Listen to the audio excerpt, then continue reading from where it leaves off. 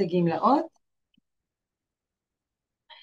בעצם כשעובד מסיים פרק במקום עבודה אחד ועובר למקום עבודה אחר, הזכויות שלו לא אמורות להישאר מאחור. מחלקת השתתפויות במנהלת הגמלאות היא זו שמוודאת שהרצף הזה למעשה נשמר, שהזכויות ממשיכות איתו, גם כשעוברים בין הגופים השונים, כמו קרנות ותיקות, עיריות ומועצות, המדינה עצמה וכדומה. באמצעות הסכמי רציפות זכויות אנחנו מחברים בין הזכויות בגופים השונים ודואגים לכך שכל גמלאי בעצם יקבל את מה שמגיע לו בהגינות ובצורה מדויקת. אז בהמשך ההרצאה אני אציג את מבנה המחלקה, שכן בכל זאת משרדי האם ומשרדי הפרישה למעשה יש בינינו לבין משרדי הפרישה המון ממשקי עבודה, וחשוב לי שתכירו את צוות המחלקה. לאחר מכן אני אציג את תהליכי העבודה, את תחומי האחריות העיקריים של המחלקה, תקופה ארעית שעליה בנושא זה תדבר הגברת חנה אדרי שנמצאת פה לצידי. שלום לכולם. כן, ובסוף אני אציג את פסקי הדין החדשים, איך הם בעצם משפיעים על העשייה שלנו בתקופה האחרונה במחלקה. אז נתחיל מהבסיס, איך המחלקה שלנו בנויה ואיפה בעצם אנחנו נכנסים לתמונה.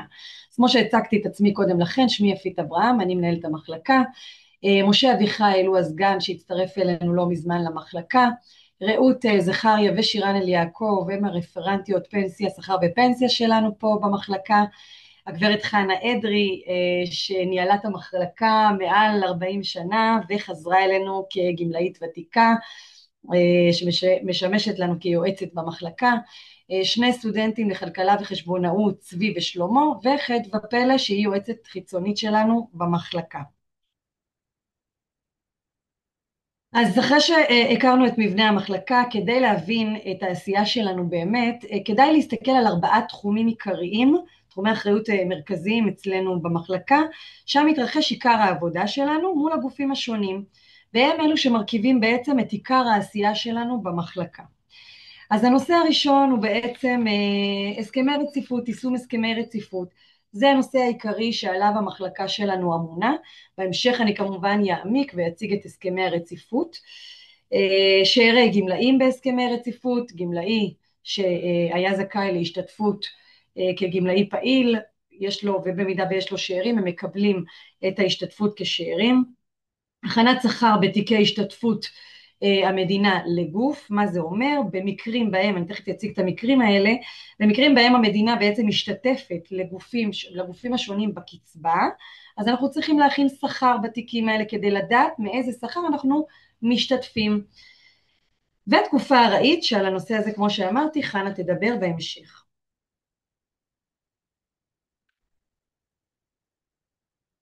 אז לאחר שסקרנו את תחומי האחריות המרכזיים של המחלקה, נעמיק באחד הנושאים המשמעותיים ביותר בעבודתנו, כמו שהסברתי קודם לכן, שזה בעצם הסכמי הרציפות. ישנם 2 מקרים של הסכמי רציפות שהם מאוד הם הנפוצים, יש את המקרה הנפוץ יותר מביניהם, ואני אציג את שניהם. המקרה הראשון הוא מקרה של גמלאים שעבדו בעבר בגוף אחר, ועברו לעבוד בשירות המדינה. הגמלאים הללו למעשה חתמו הסכם רציפות בין אותו גוף לבין המדינה, אלו גמלאים של המדינה, שהם פורשים, ברגע שהם פורשים, אותו גוף אחר שהם חתמו עמו הסכם רציפות, למעשה משתתף בקצבה שלהם שהם מקבלים במדינה, וזה חלק מהמטרות של הסכם הרציפות למעשה.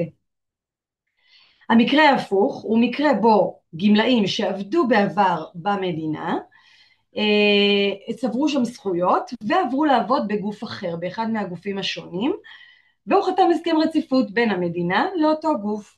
אלה לא גמלאים של המדינה, וכשהם פורשים מהגופים הללו, המדינה בעצם משתתפת בקצבה שלהם בגין הזכויות שהוא צבר.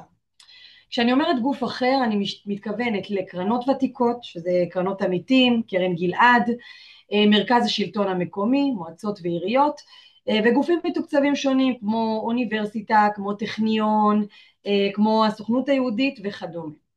עימם נחתם הסכם רציפות.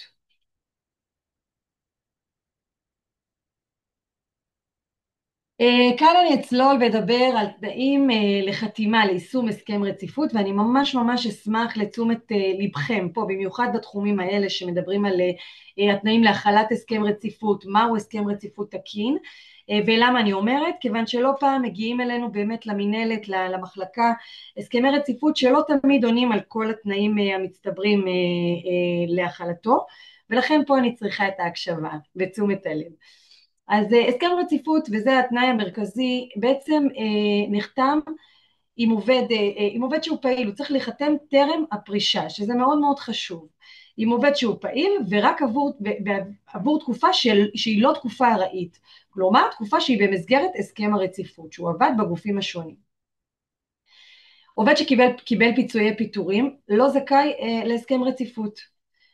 עובד צריך שתהיה לו צבירה של מינימום 120 חודשים בגוף ובמדינה.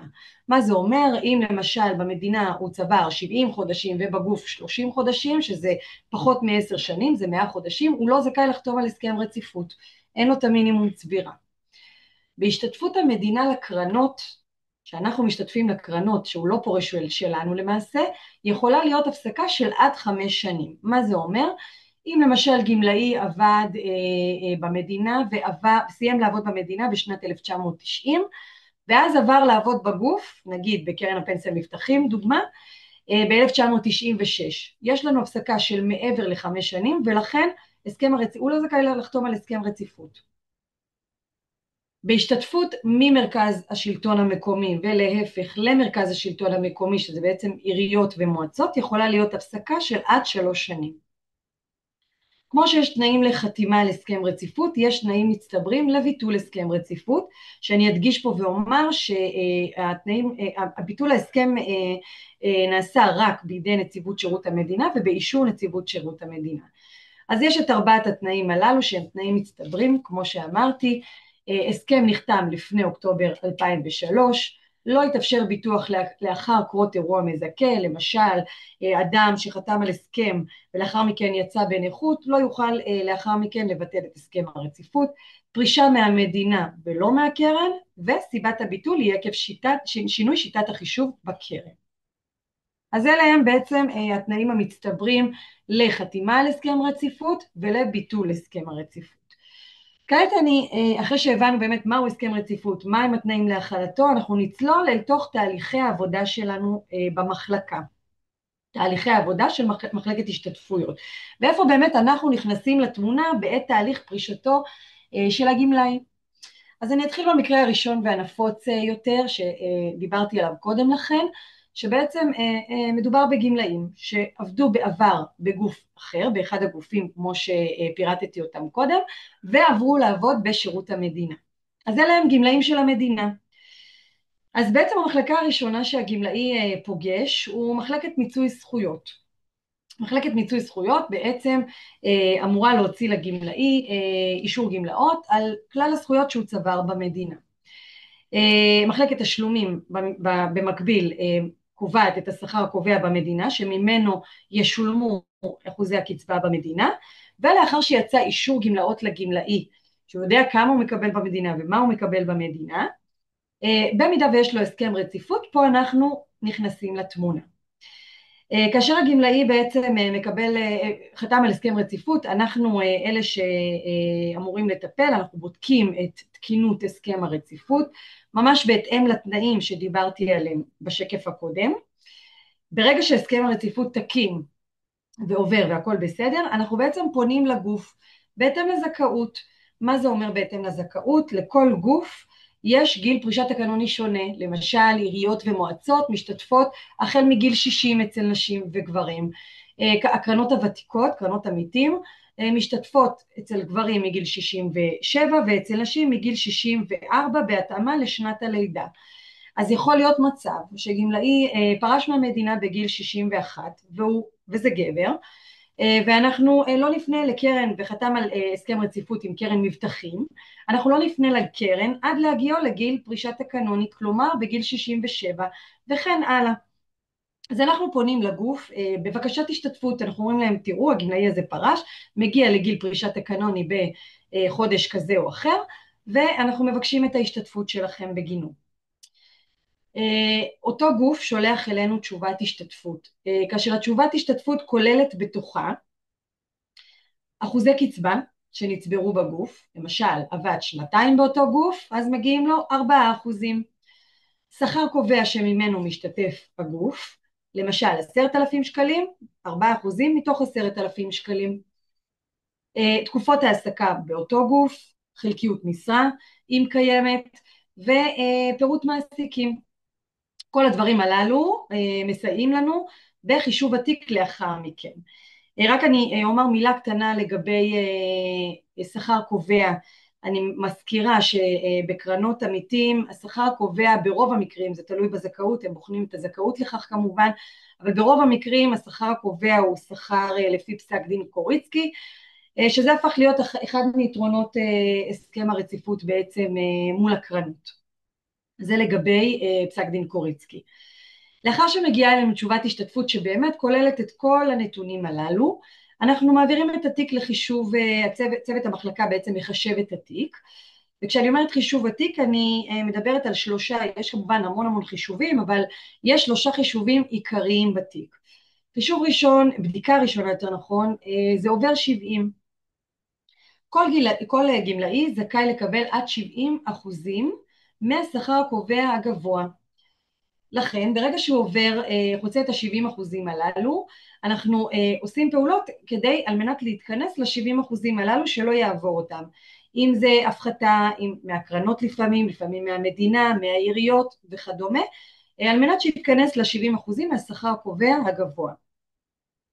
מענק שנים עודפות, אנחנו כמובן בודקים זכאות למענק שנים עודפות לגמלאים שעברו 420 חודשים, פה אני אדגיש ואומר שזה תלוי מאוד מאוד בשכר שהוא מקבל, זאת אומרת זה תלוי שכר, ברגע שמחשבים מענק שנים עודפות זה לא רק עצם העובדה שהוא עבר 420 חודשים, אם כי תלוי מאוד בשכר שהוא מקבל, יש פה עוד בדיקות שנעשות.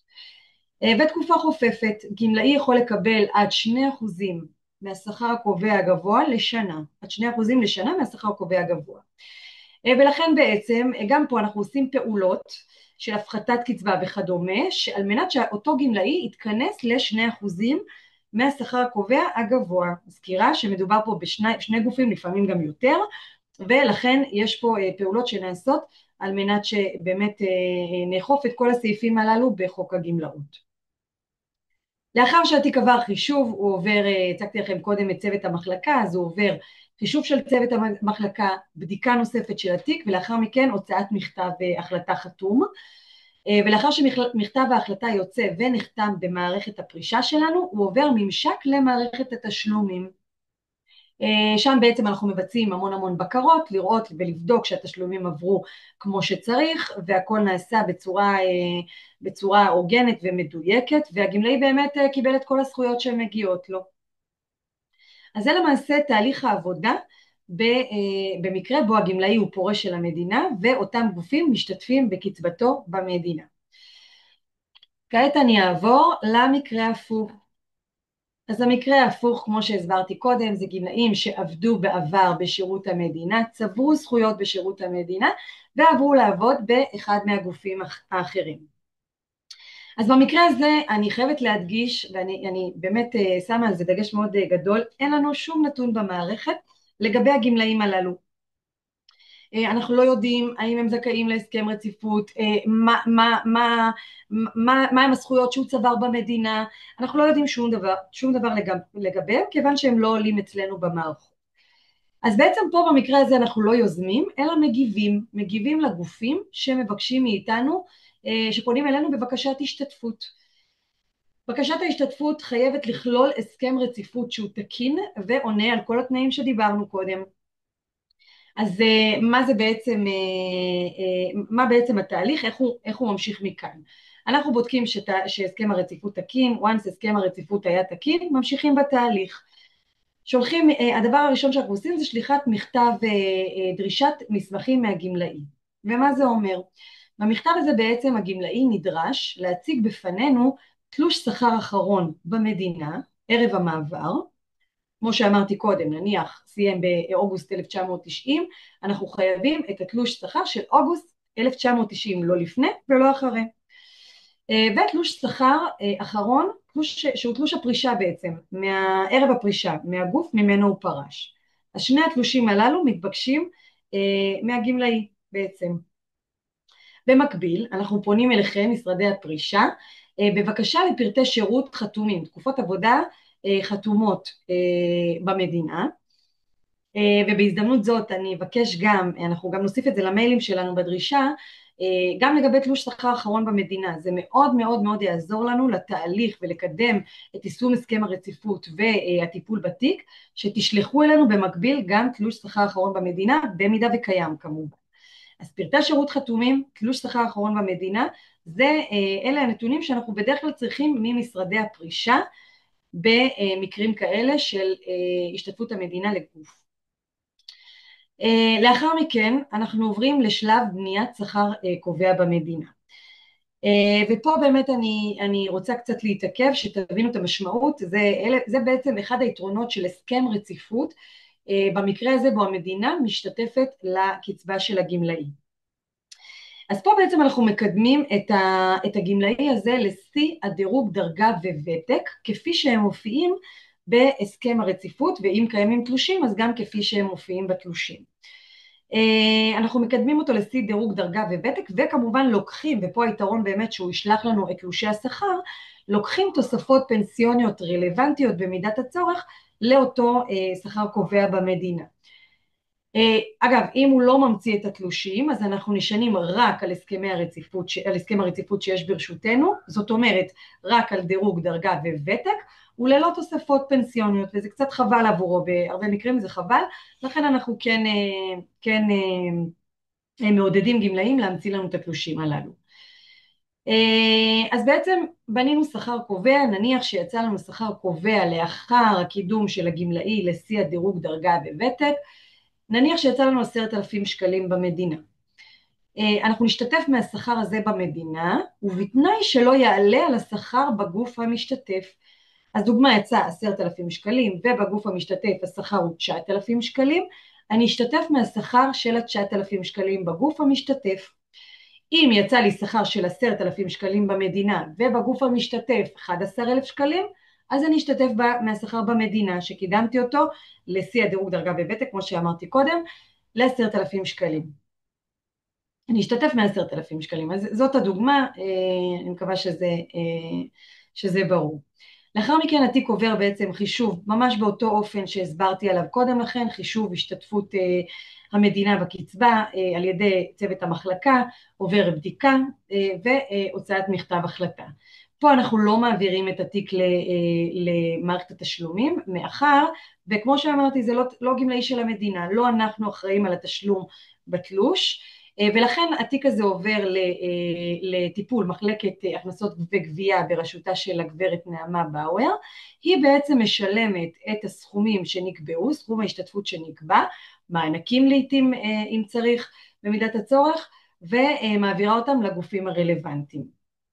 פה בעצם נחתם התהליך של השתתפות המדינה לגופים אחרים. אז כמו שאמרתי, מאוד מאוד חשוב לנו, בדיוק מהסיבה שהעליתי בשקף הקודם, הגמלאים הם לא גמלאים של המדינה, אין בידינו נתונים של הגמלאי בעת השתתפות המדינה לגופים אחרים, ולכן מאוד חשוב לנו פה הסכמי רציפות תקינים, חתומים על ידי כל הגורמים קודם כל, שזה נציבות שירות המדינה, משרד הפרישה, העובד והגוף, בין אם זה גוף משלם ובין אם זה גוף משתתף, זה לא משנה.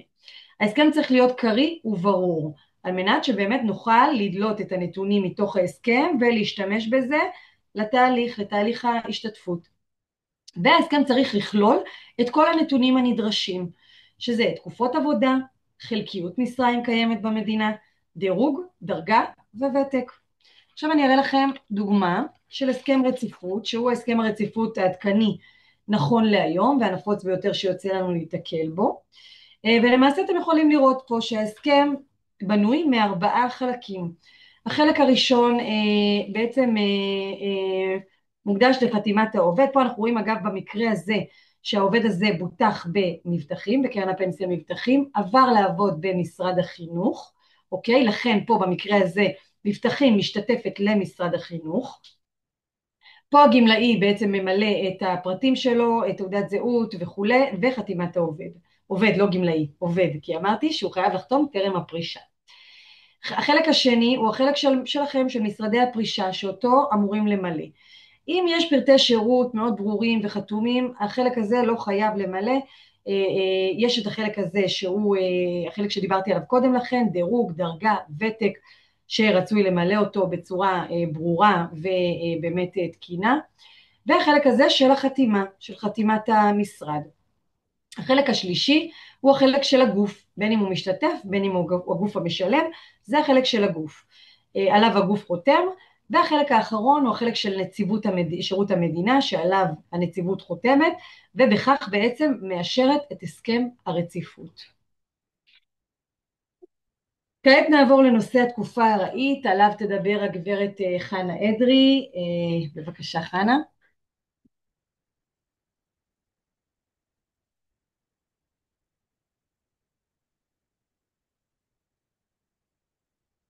שלום לכולם, חלקכם בטח כבר מכירים אותי מהעבר, ומי שלא מכיר אותי, אז נעים מאוד.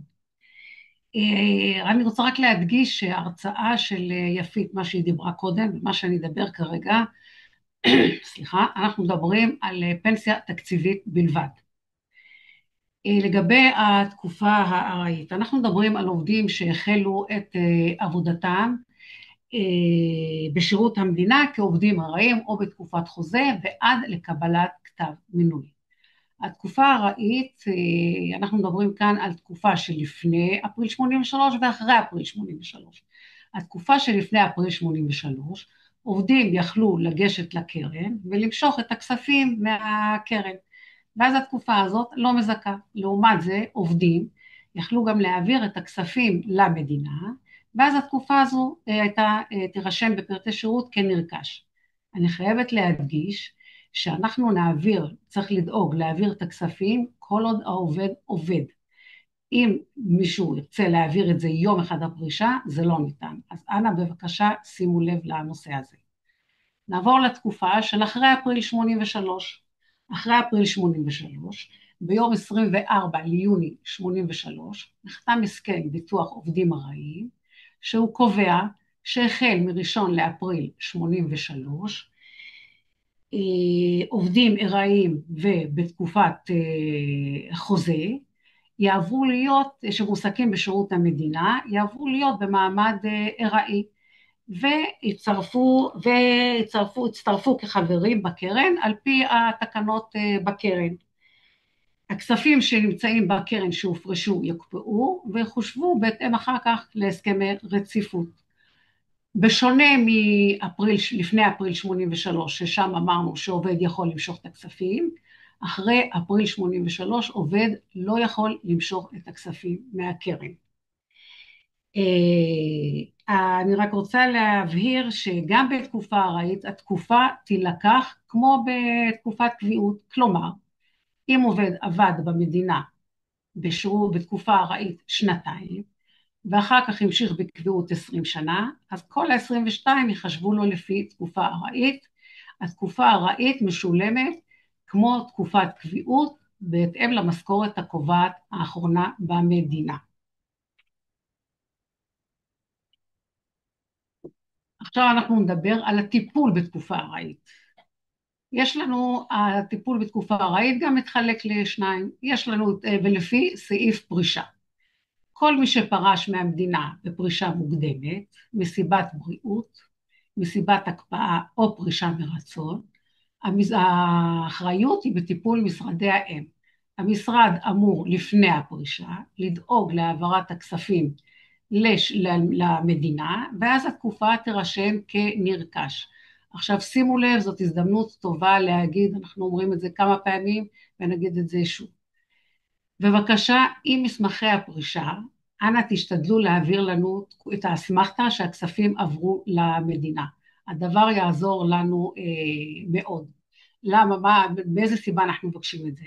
קורה שהמשרד רושם בתקופה שהתקופה היא נרכש, משום מה הכספים לא עוברים למדינה, וקורה גם שגם בטעות או לא בטעות, הקרן נותנת אפשרות לגמלאי להוציא את הכספים, הוא מושך את הכספים, ואז הוא נהנה למעשה פעמיים. הוא גם מקבל את הכספים, קיבל את הכספים מהקרן, וגם מקבל את התקופה הזאת מהמדינה, משולמת לו בקצבה. אז אנא בבקשה תשתדלו להעביר לנו את האסמכתה של העברת כספים למדינה. הסעיף הפרישה הבא הוא סעיף פרישת גיל. רק בפרישת גיל המשרד ירשום בפרטי שירות את התקופה כזכויות על חשבון קרן, ומנהלת הגמלאות תדאג להעביר את הכספים. בפרישת גיל, מאחר והקרן רואה את הסכם הארעי כהסכם רציפות, אז היא תעביר לנו את ההשתתפות בקצבתית, זאת אומרת כל חודש תעביר לנו השתתפות קצבתית בגין התקופה הארעית. עכשיו אתם אומרים למעשה, לפעמים אתם רואים שהכספים, מישהו פרש גם בפרישת גיל, והכספים עברו למדינה בגיל תקופת גיל, אתם שואלים למה? אז מאחר, כמו שאמרתי קודם, מאחר והקרן רואה את התקופה הזאת כהסכם רציפות, אז אם גמלאי הגיע במדינה ל-70% לתקרה המקסימלית, או עובד שיש לו תקופה ארעית ולא נחתם עמו הסכם רציפות, ויש לו תקופה בקרן, אז הקרן באה ואומרת למדינה, בואו, אני לא יכולה להשתתף לכם, תעבירו את הכספים בנוסחה משופרת. נוסחה משופרת, כשמה כן היא, הם מעבירים את הכספים, וקצת יותר מה שהיו מעבירים בערכי פדיון רגילים, כמו בסעיפי פרישה, של פרישה מוקדמת, בריאות והקפאה. עכשיו לאחרונה, או בעצם גם לא לאחרונה, אנחנו רואים שהמשרדים לפעמים ממשיכים להפריש אחרי התקופה הארעית, וגם בתקופת קביעות, אבל אנחנו לא יכולים לדעת את זה, רק אחרי בירור עם הקרן. אז בתקופה ארעית, אנחנו, עובדי המחלקה, פונים אליכם למשרד, ומבקשים להעביר את החלק היחסי שהעובד יפריש אליו, ומה שהמדינה הפרישה, הכספים יעברו אלינו. כאן זו דוגמה של פרטי שירות של עובד שפרש פרישת גיל, ושימו לב, התקופה הארעית או התקופת חוזה, תרשם על חשבון קרן, ובמקרה הזה אנחנו, המנהלת, תדאג להעביר את הכספים כמו שאמרתי קודם. תודה רבה על שיתוף הפעולה, ואני אעביר את המשך ההרצאה ליפית.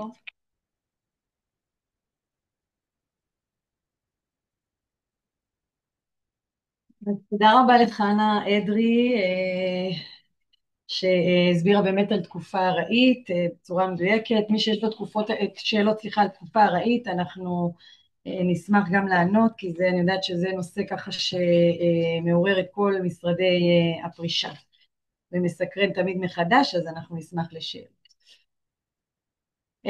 כרגע אני אעמיק בפסקי דין חדשים, פסקי דין שיצאו לאחרונה, ובאמת שינו קצת את העשייה שלנו פה במחלקה, ואת הזכויות של הגמלאים. פה מאוד מאוד חשובה לי ההקשבה שלכם, כי יש באמת מחשבה מסוימת לגבי זכויות הגמלאים בהסכמי רציפות, וחשוב לי שתשנו את המחשבה הזאת בהתאם לפסקי הדין החדשים שיצאו.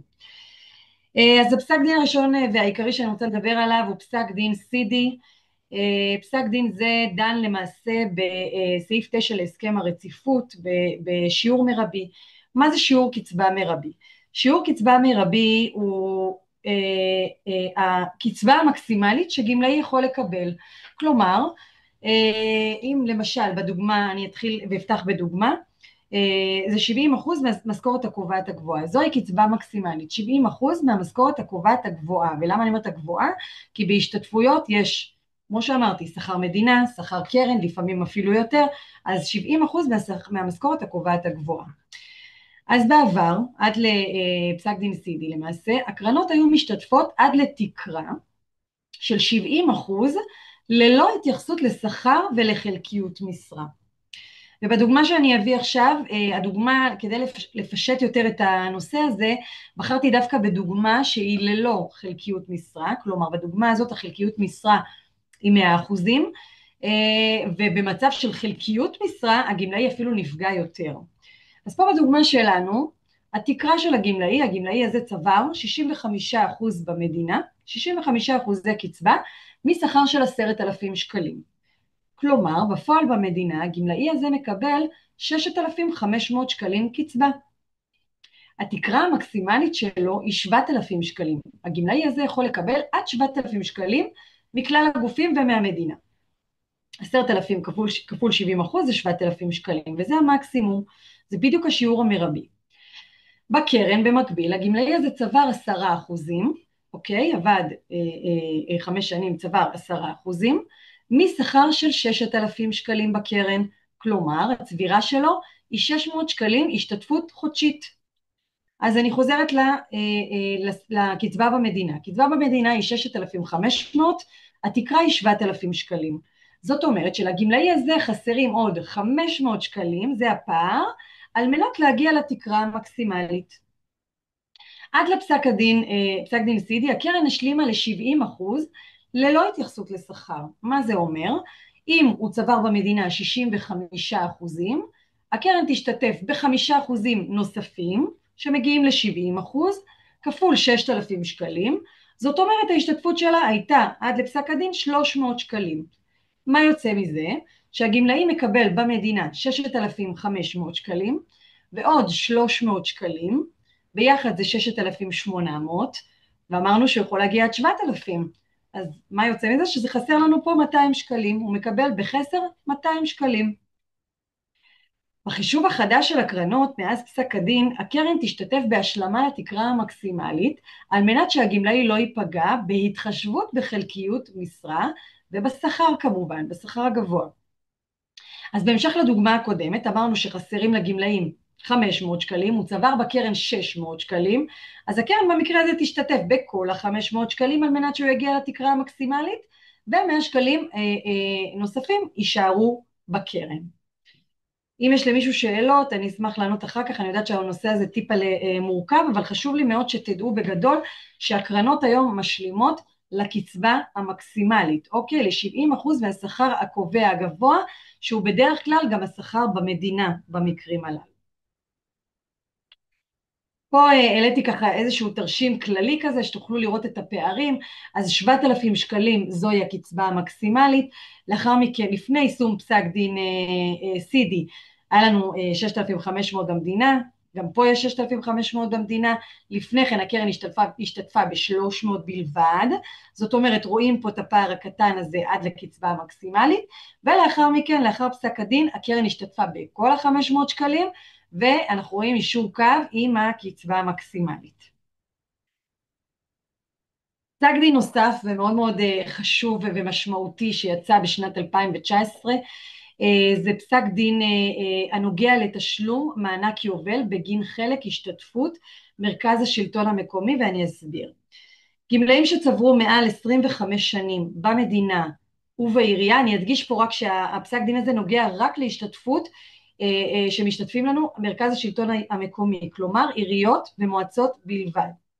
גמלאים שצברו מעל 25 שנים במדינה ובעירייה או המועצה, ומקבלים השתתפות מאותה רשות מקומית, זכאים לתשלום מענק יובל. אוקיי, בואו נתחיל מזה שהם זכאים לתשלום מענק יובל מהמדינה. once הם זכאים לתשלום מענק יובל מהמדינה, וזכאים מנגד להשתתפות מרשות מקומית מסוימת, הם זכאים גם לתשלום מענק יובל על החלק היחסי של ההשתתפות. אוקיי, ופה מאוד מאוד חשוב שתדעו את זה, כי זה באמת חידוש משמעותי, זה בפסק דין סידי, זה באמת חידושים, שני חידושים מאוד מאוד משמעותיים, עם מגה פרויקטים שערכנו בגינם פה במחלקה, אז חשוב לי מאוד שתדעו את זה. אם יש שאלות, אנחנו כמובן נשמח לענות, וזהו. כרגע אנחנו נעבור לשאלות ששאלתם, אני רואה פה את השאלות מולי, ובואו נענה עליהן לאט לאט. אז קודם כל לגבי השאלה הראשונה, האם ניתן לקבל מצגת? אז כן, המצגת תעלה באתר של בית הספר לפנסיה בהמשך, לא כרגע, וכן, כל החומרים, כל הוובינרים המוקלטים יעלו באתר הזה, וזה יקרה בהמשך. בואו נראה את השאלה הבאה. עובד שפרש בגיל 61, אני יכולה לשתף את המסך הזה? עדיף שלא. אפשר לשתף אותו? אוקיי, אז אני אקריא. עובד שפרש בגיל 61 למשל, ויש לו הסכם רציפות, האם אתם רושמים לפניכם ופונים לקבלת ההשתתפות בהגיעו לגיל פרישת הקנוני, או שהעובד צריך לתזכר אתכם? אז שאלה מאוד יפה, ממש לא, העובד לא צריך לתזכר אותנו. יש לנו מערך של גמלאים שהתוקף שלהם מגיע, אנחנו מדי חודש בחודשו דואגים לפנות לאותם גופים, לאותם קרנות, אוקיי? ואנחנו עושים את זה ממש כל חודש, ולא, יש לנו מערך כזה מובנה, גם מערכתית, גם בקבצים מסוימים, ואנחנו מתפעלים את הדבר הזה. אז זה לגבי השאלה הזאת. איזה מהתוספות של דירוג הדרגה נכנסות לשכר קובע? אוקיי, אז פה זה מאוד מאוד מסועף, אני אגיד באופן כללי.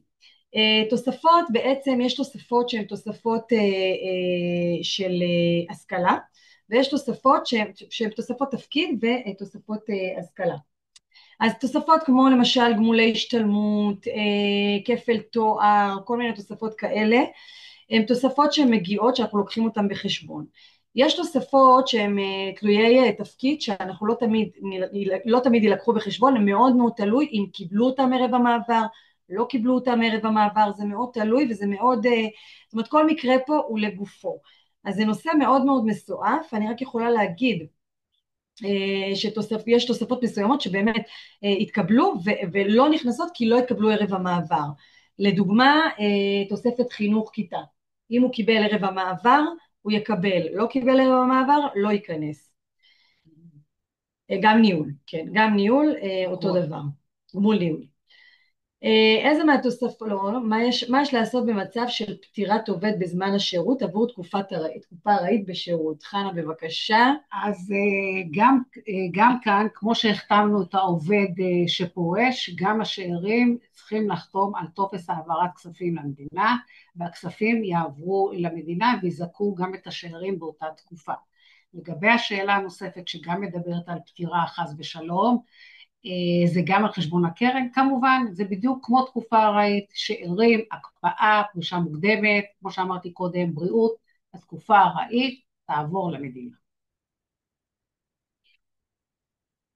אוקיי, שאלה נוספת שנשאלה פה. עובד שעבד במקביל חצי משרה אצלי בפנסיה תקציבית וחצי משרה בגוף אחר, עם הפרשות לקרן פנסיה ותיקה, יחד לא עובר את 100% משרה וגם לא מגיע ל70% פנסיה. יש טעם לחתום על הסכם רציפות? תראו, אנחנו בגדול אני לא מייעצת, אוקיי? אנחנו לא מייעצים האם יש טעם, אז זאת הזדמנות טובה דווקא לדבר על זה, כי הרבה פעמים פונים אלינו בשאלות, האם יש טעם לחתום, האם כדאי לא לחתום, לא כדאי לא לחתום. אני יכולה לומר, עובדתית, במקרה הזה ספציפית, אם אותו עובד, לאור הנתונים, אני לא מכירה את הנתונים, ככה אני מדברת בגדול, אם אותו עובד למשל עבד בפנסיה, בקרן הפנסיה מבטחים לדוגמה, ועבד בגוף ציבורי, אז אנחנו נחשב לו פה, יש פה את עניין החופפות, אז גם צריך לקחת את זה בחשבון. לא מגיע ל70, אין פה, זה לא נתון שהוא, במקרה הזה, כמו שאני רואה, הזכויות התווספו לקצבה במדינה. אנחנו לא מייעצים כל כך, ואני גם לא מכירה, צריך הרבה יותר נתונים מזה על מנת באמת לבחון איזושהי כדאיות, איזשהם חישובים עתידיים בתיק, אז אני לא יכולה לענות על זה יותר מדי. מי שמגיע ל70% ללא הסכם רציפות, לא חייב בעצם לעשות הסכם רציפות, כי יקבל את הכסף מהקרנות הוותיקות. לכן, אז קודם כל, עוד פעם, זו שאלה של בחינה של נתונים וכדאיות, ואני לא מכירה מספיק, צריך הרבה יותר נתונים מזה כדי לענות על שאלה כזאת. כמו שהסברתי קודם לכן, פסק דין סידי שינה פה את כל טרף פה את הקלפים מהבחינה הזאת של עובר 70 או לא עובר 70, צריך לראות האם למעשה עובר 70 מחלקיות מלאה ואז הקרנות לא משתתפות, אני לא יודעת מה הן עושות במקרה הזה בכספים בקרן, אם זה לא ממשרה מלאה, אז שוב, זה מאוד מאוד תלוי בנתונים כמה הקרנות כן השתתפו במקרה הזה, אז זה בגדול לגבי השאלה הזאת. ולגבי האם יקבל את הכסף מהקרנות או לא, שוב, זה עניין, יש עניין של מינימום בקרנות, לפעמים הם גם משתתפים במצב כזה של עובר 70, אם הוא זכאי למענק במדינה, הם בוחנות אצלם, ולפעמים הם גם משתתפות במענק שנים עוטפות אצלן, זה מאוד מאוד מסועף, יש הרבה הרבה מקרים. אתם שואלים פה האם הוא חייב או לא חייב, הוא אף פעם לא חייב לעשות, זה רצון של העובד האם לעשות או לא לעשות, או לחתום או לא לחתום על הסכם רציפות, אז הוא אף פעם לא חייב לחתום על הסכם רציפות, אוקיי? יש עניין, כמו שאמרתי, של מינימום קצבה בקרנות, אוקיי? מינימום קצבה בקרנות, אז אם יש לו מינימום קצבה בקרנות, אז הוא גם יכול לקבל בנפרד את הקצבה מהקרנות, או עיריות, מועצות, לא משנה, זה דברים שצריך באמת הרבה יותר נתונים כדי להשיב עליהם. מה קורה עם 100 ש"ח בקרן? שאלה טובה, 100 ש"ח נשארים בקרן, נכון להיום, נכון להיום, 100 ש"ח האלה נשארים בקרן, והגמלאי בעצם מקבל עד ה-70% ממה ש... עד ה-70% בעצם לקצבה המרבית.